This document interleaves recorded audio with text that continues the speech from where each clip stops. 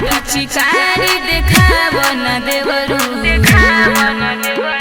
मोटा पिचकारी देखावो न देवरू, रंग नहीं ढोड़ी मोर बाबे खाल।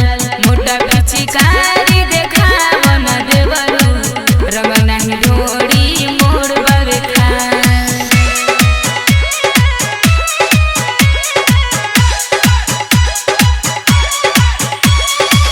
करेलो काहे बड़ियारी हो, लगता सुनबा तू गाड़ी हो, लगता सुनबा तू गाड़ी हो। करेलो काहे बड़ियारी हो, लगता सुनबा तू गाड़ी हो। माना हमर बात जानी कर तू तंग, आएम हम लेके सारा लपू के संग। काहे बनल बारजू के हमरा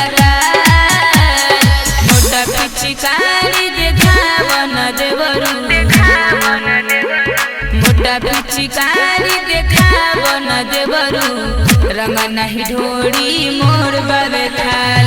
मोटा पिचकारी देखावो न देवरू, रंग नहीं ढोड़ी मोर बाबे खाल।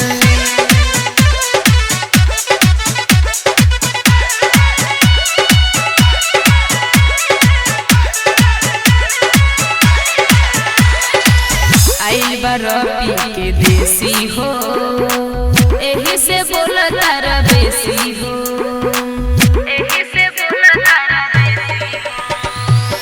आइल बरपी के देसी हो, एही से बोला तारा बेसी हो। अमित पंकज करे नहीं चोलिए के गील, कहे गीतांजलि होला गजबे के फिल्म। रजस ठीक नहीं के तुम्हारी हो जा,